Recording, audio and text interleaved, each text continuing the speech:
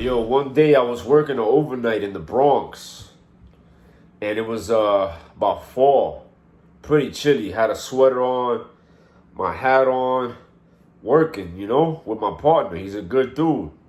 We show up, got called to somebody's house.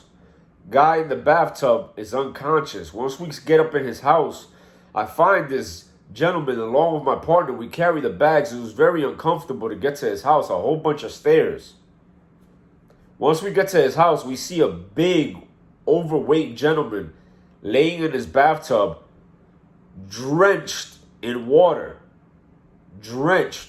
But that water looked more like diaphoresis because of the way he was presenting. He had shortness of breath.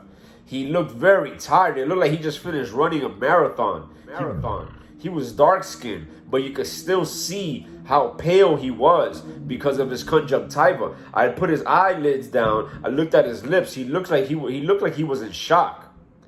We tried to put the electrodes on him. I already knew what was going on. But let's go through the motions. What motions? The motions were calling for the fire department. We need a lift assist. Getting this guy out of his house. Look, I'm getting goosebumps talking about this. Look at the goosebumps, bro. Getting this guy out of his house was going to be extremely difficult because of his size and the barriers to the exit. So I immediately called for Finley for the fire suppression to come help us carry this man because getting him out was going to be extremely difficult. While we asked for backup, BLS backup, and a lift assist. Matter of fact, it wasn't fall. It was winter. I remember now. There was a snowstorm. Once we start working this patient up, we found that it was completely uncomfortable. Why? Because his arms were huge. The BP cuff didn't fit. Didn't want to take a blood pressure. We put the EKG on him. The EKG strips kept falling off. No matter how much we dried him, he kept sweating. He kept going into decompensation.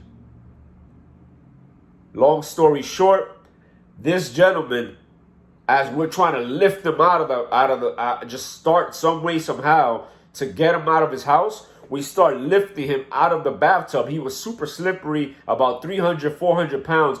He falls back and hits his head, boom, in the back of the bathtub and goes unconscious again right in front of us. This man was dying. Finally, the firefighters come. We get him out of his house. He has defecated, urinary, and fecal incontinence. He's unconscious, in and out of consciousness, and he was showing AMS due to hypoxemia. We finally load him onto the bus, dry him off, and start expediting transport to the hospital. And my partner asked me, should we do a 12 lead?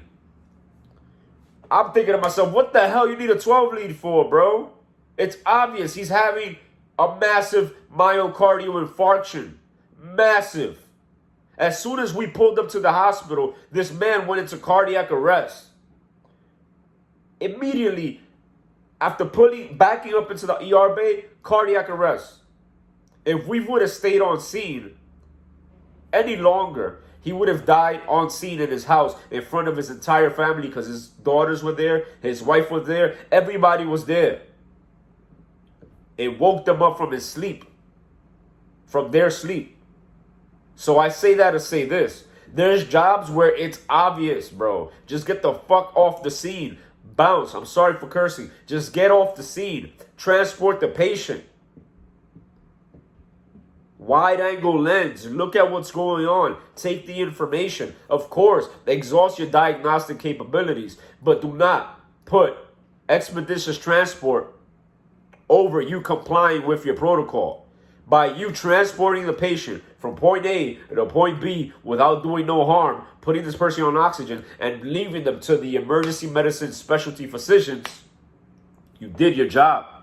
You don't have to stay on scene and stay and play or try to get to the bottom of what's going on. I'm a doctor, bro. I already know what's going on, but I don't need a 12 lead EKG to confirm it. But that's my clinical eye from all the experience. So if you don't have that clinical eye, I get it. You want to find out what's going on. But at the same time, you also have to realize when you have such a critical patient, are you wasting time by staying on scene? Is it obvious what's going on? What's more important? You being correct about what you think is going on, or getting this person to the hospital with the help that he needs? Because let's say we would have got the 12 lead. Then we got to call telemetry. Confirm that it is a 12 MI. Then they got to call the hospital. He would have died in our hands.